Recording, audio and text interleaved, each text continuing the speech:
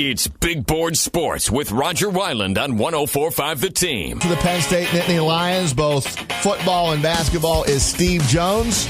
And he joins us here off the top of hour number 2 as we welcome you back to our Thursday morning show. And certainly welcome our good friend from State College, Pennsylvania. And I grew up about 30 miles from there in Altoona, went to school at Penn State, have worked with Steve Jones before, and have certainly been listening to his play-by-play call for many, many years, along with Jack Ham on the Penn State Radio Network. Good morning, Steve. Roger, my good friend, it's great to be with you again. Roger and I did many a basketball game back in the day in the old Atlantic 10 days together, and I apologize, Roger, that I missed you when you came in with Albany. Your team put together a great performance that night because I was out in Indiana for football, but it's great to be with you now. Yeah, no, Steve, I appreciate it. I've always admired you and have enjoyed your work for many, many years. How many years now for you as the voice of the Lions? 35 basketball, 25 football. Cool. So, I mean, I haven't really worked now in, 25 years. Oh, man. All right, let's get right to it, Steve. I mean, this Penn State season, for me, and I live, 300 and some miles away, and I follow Penn State from afar. It kind of came out of nowhere, and they beat Ohio State, and then they get on this big-time roll, and now people are pumped up about the Big Ten championship game, obviously, against Wisconsin. What case can you make this weekend and beyond for Penn State to crack Monday morning that final four? Is it possible? Well, here's the case that could be made. So let's just take Penn State's case. If they were to win Saturday night against Wisconsin, that would be 9 consecutive wins. So that's a pretty good check mark. Number 2 of them would be against teams ranked in the top 6. That would be another big check mark as well. It would also increase Penn State's strength of schedule just by going on the field with Wisconsin. So those are 3 check marks that help them out. Now, in front of them, it's going to depend what happens in front of them. Clemson, of course, has their game with Virginia Tech. Clemson wins. You feel they're in good shape. Washington's an interesting case because Washington has not played a great schedule this year, and in particular did not play a very good non-conference schedule. Now, playing Colorado does help them because they're both in the top 8. And then there's Michigan. Strength of schedule really good. 3 wins over the top 8 this year because they were able to beat Wisconsin, Penn State, and Colorado. Those are the big pluses for them. Here are the big negatives for Michigan that people don't talk about. 8 games at home this year. That's a lot.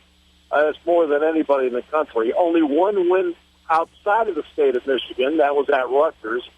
And here's the biggest one of all.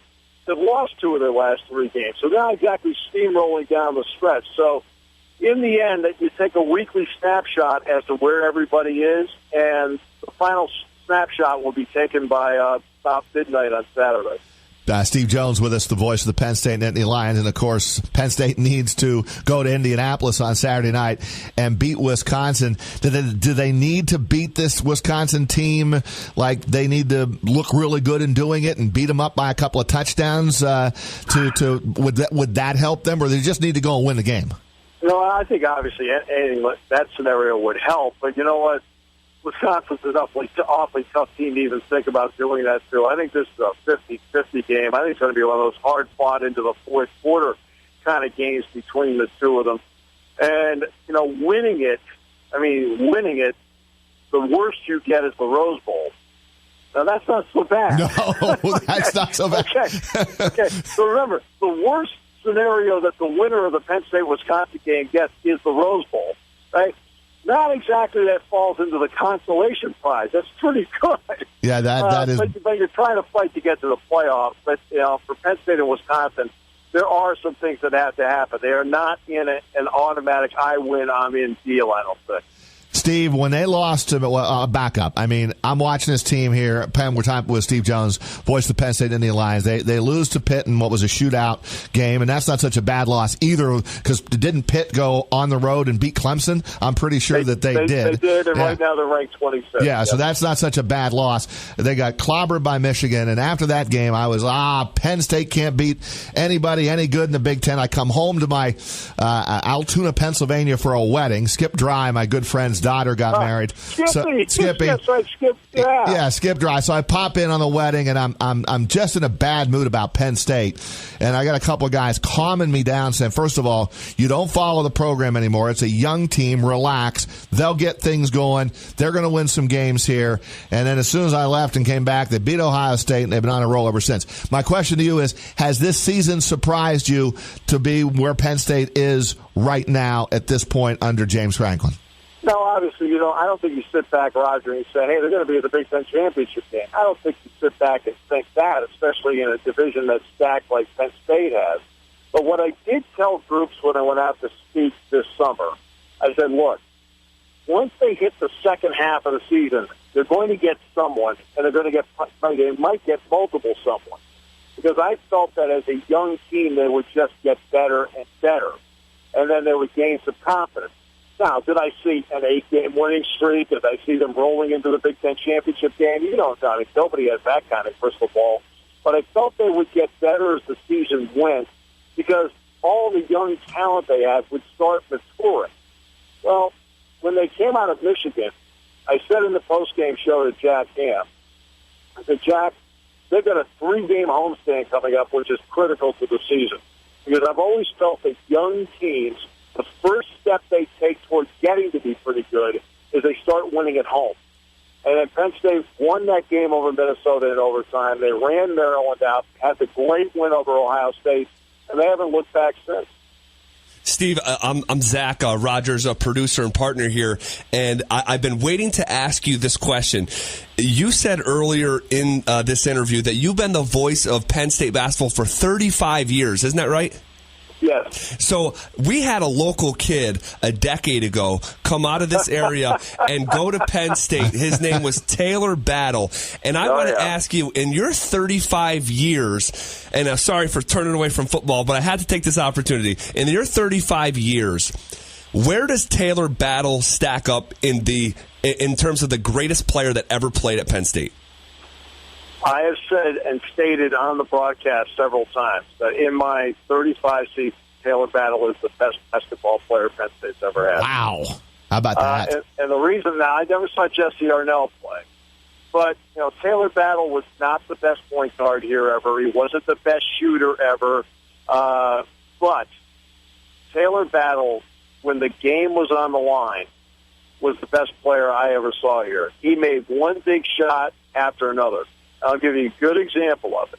Penn State's playing Seton Hall in Battle's freshman year. Early in the season, he is 4 for 40 in three-point shots for the year. 4 for 40 in three-point shots. Okay? They're losing to Seton Hall by 6. He comes down the court, knocks down a 3. Next time down the court, knocks down a 3. Goes to overtime, starts overtime, knocks down a 3. He never stopped.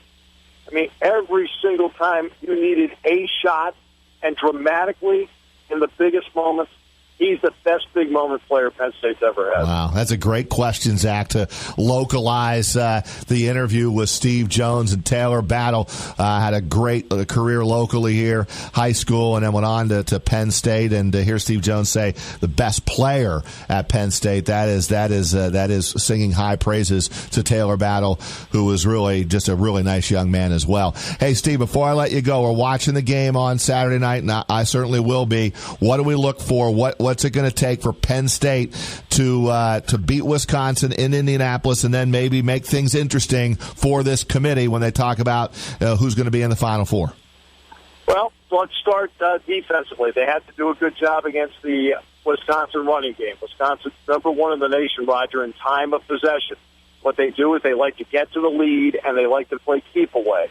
So Penn State has to put Wisconsin into as many as third and longs as possible to force them to throw the football. And also, if Penn State can get to the lead, that's critical because, again, that puts Wisconsin in the spot they don't like to be in, throwing the football. Offensively, I know Wisconsin has 21 interceptions this year, which is third in the nation. They have 11 in the last 3 games. But I firmly believe Penn State needs to throw the football against Wisconsin to win this game. And I think they can throw the ball. One of the keys for Wisconsin is I think they play in a division where nobody throws the football well. Northwestern's pretty good at it. Purdue is good at it, except they don't have the personnel. nobody else in that division throws the ball very well, and I think Penn State can, and I think that's one of the keys. Hey, Steve, always a pleasure, man. Great hearing your voice. Thanks for a few minutes, and maybe we get back in touch here. Penn State gets to the Final Four. Even a Rose Bowl would be great, and we'll do this again, preview that down the road. But thanks for taking some time, partner, and always a pleasure. You asked, you got it. Roger, always a pleasure. Great to hear you on the other end. Zach, good to hear you, too. Thank you, Steve. Appreciate it. Steve Jones, the voice of the Penn State Nittany Lions.